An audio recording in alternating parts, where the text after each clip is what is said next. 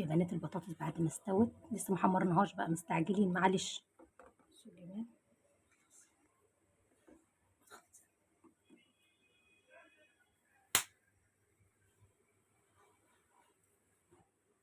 صينيه بطاطس، معانا 3 بطاطسات ومعانا 4 طماطمات وبصلتين وفصين توم وقرن فلفل حراق. ماشي، هنضرب كل ده في الخلاط.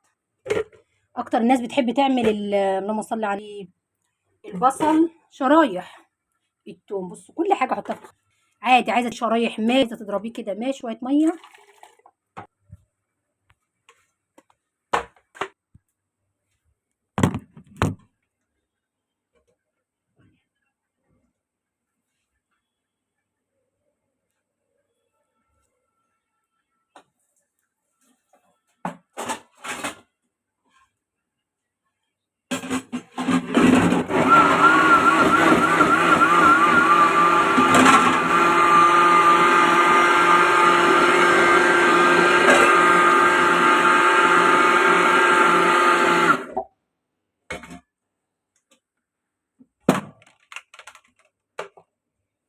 خلي زينب صوري يا زينب، انا مستنياكي تقولي تعالي. لما انا بصور من ساعتها زينب مش راضيه اقول تعالي. هو انت عملت ولا ايه؟ زينب بطلي لي تاده، انا بقيت بتضايق من كده يا زينب، قلت لك 100 مره ما تهزريش معايا بالطريقه دي. طب خلصي، انت سايبه البتاع.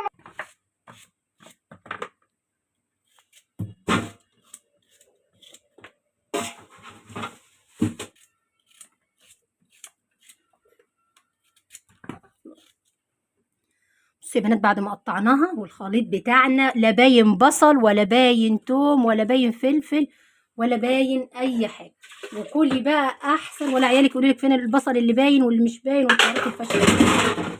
بصوا كمان، وتتعمل في 5 دقايق.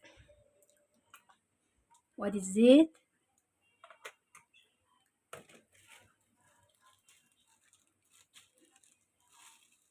وادي البهارات، كيس كده على طول، وادي شويه ملح. غطيها بقى وحطيها على النار تشرب الحاجات اللي فيها دي، وحمري وشها واوريكي بقى.